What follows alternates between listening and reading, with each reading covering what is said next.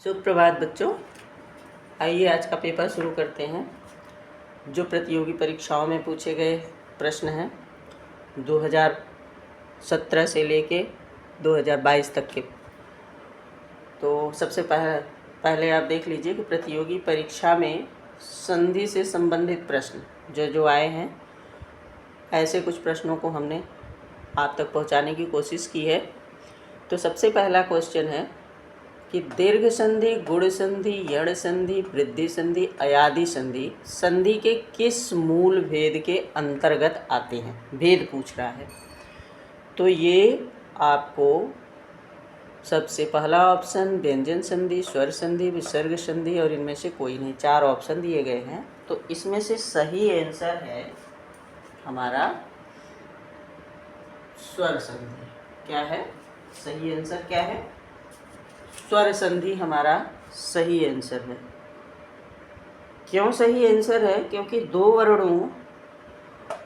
वर्णों के मेल से जो विकार होता है, परिवर्तन होता है, वह संधि कहलाती है।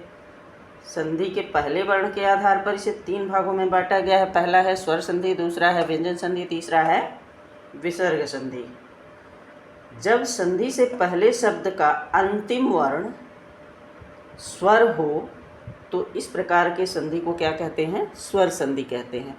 और ये सारी संधियां जो है वह स्वर संधि के अंतर्गत ही आती हैं। इसलिए यहाँ पे कौन सा आंसर सही होगा? स्वर संधि सही होगा। ये कब पूछा गया था? ये 2018 में पूछा गया था। किस में पूछा गया था? कनिष्ठ सहायक परीक्षा में पूछा गया था। अब आता है दूसरा क्वेश्चन कि पावन, एक शब्द है पावन का संधि विच्छेद क्या होगा? पाधनवन, पाधनावन, पौधनन, पोधनन। तो सबसे पहले हम ये जान लेते हैं कि पावन किस संधि के अंतर्गत आता है। तो ये अयादि संधि के अंतर्गत ये शब्द आता है। पावन का संधि विच्छेद सबसे सही ऑप्शन है पौधन अन।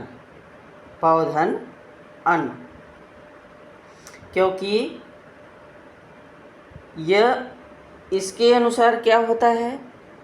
अयादि संधि के अनुसार अगर ये अयादि संधि है तो अयादि संधि में क्या होता है कि ये अ, ओ और औ के बाद जब कोई भिन्न स्वर आता है तब अ के स्थान पर अय, ओ के स्थान पर औ, अव अय के स्थान पर आय और औ के स्थान पर आव हो जाता है। तो यहाँ पावन है और यहाँ पौ हो गया, पौधन अन।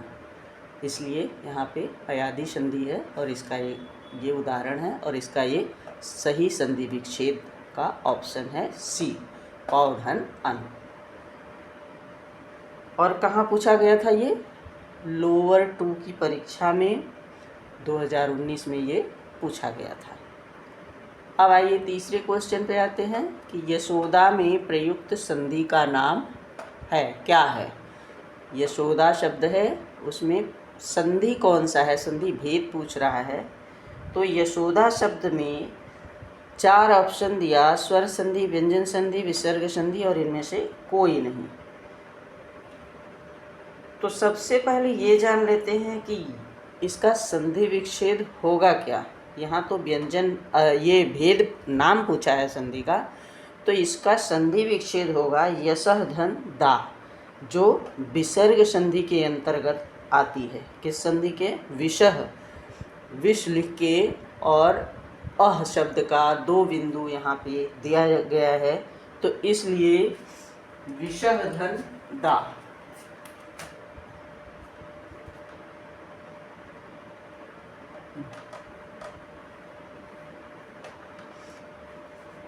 यशः धन दा, ये जो बिंदु है ये हमारा किसमें आता है?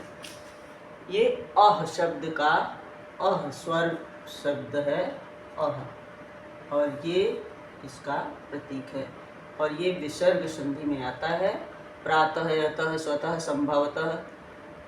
तो ये जो है इसका संधि विच्छेद क्या होगा? यशः धन दा।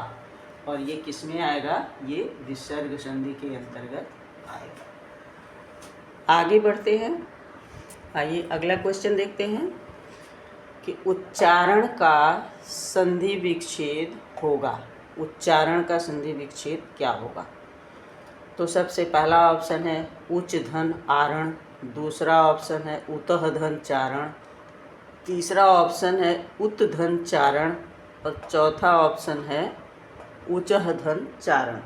इसका सही सबसे सही ऑप्शन है उत धन चारण, जिसमें हलंत लगा है, आधा इसको माना गया है त वर्ण को, तो ये उत धन चारण, ये ऑप्शन सही है।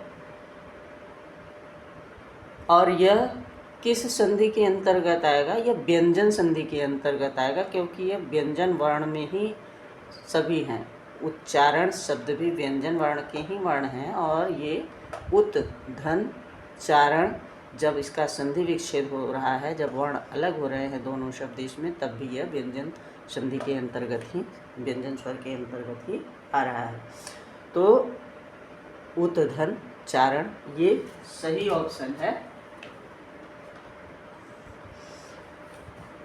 क्यों सही है ये भी जान लीजिए कि जब त के बाद च अथवा छ हो तो त का च हो जाता है। जैसे सतधन चरित्र, एक उदाहरण इसमें अगर हम और लिख दें, सतधन चरित्र। अब हम अगर इसको पूरा शब्द लिखेंगे तब क्या होगा? सच्चरित्र। यहाँ भी त का च हो जाता है, इसलिए यहाँ भी कौन सा संधि है? कौन सी संधि है? व्यंजन संधि। बातें समझ में आ गई? अगला क्वेश्चन है सत्याग्रह का संधि विच्छेद। सत्याग्रह का संधि विच्छेद क्या होगा? तो चार ऑप्शन हैं कि सत्याधन ग्रह, दूसरा ऑप्शन सतधन आग्रह, तीसरा ऑप्शन है सत्यधन ग्रह और चौथा ऑप्शन है सत्यधन आग्रह। तो सत्याग्रह शब्द है अ और आ मिलेंगे तब भी आ होता है दीर्घ स्वर, और आ और आ मिलते हैं तब भी और आ होता है दीर्घ संधि, दीर्घ स्वर, दीर्घ संधि। तो इस तरह से यहाँ पे अगर इसका सही ऑप्शन देखा जाए तो सत्यधन आग्रह है। कौन सा सही ऑप्शन है? सत्यधन आग्रह, ये इसका सही ऑप्शन है। क्यों सही है हमने बता दिया कि ये दीर्घ संधि है। सत्याग्रह, सत्याग्रह, आ और आ दोनों स्वर मिले तब यहाँ जाके बना सत्याग्रह। यहाँ सत्य आग्रह, सत्य में आ यहाँ पे है ही, दोनों स्वर मिल गए तो अधन आ बराबर आ, ये दीर्घ स्वर होगा। क्यों होगा? क्योंकि अधन आ बराबर आ, यहाँ दीर्घ बन रहा है इसलिए यह दीर्घ स्वर होगा। धन्यवाद। आज हमने 5 प्रश्नों का आपको ऑप्शन सहित संधि से संबंधित प्रश्न प्रतियोगी परीक्षाओं में आने वाले पढ़ाया। इसे आप तक पहुंचाने का प्रयास किया क्योंकि ये प्रतियोगी परीक्षाओं में पूछे जाते हैं। तो आप भी पढ़िए और सब्सक्राइब कीजिए चैनल को, ताकि आगे और मैं वीडियो बनाऊंगी अभी संधि से संबंधित, तो और आप तक पहुंचेंगे। कृपया चैनल को सब्सक्राइब कीजिए। धन्यवाद। आज के लिए इतना ही।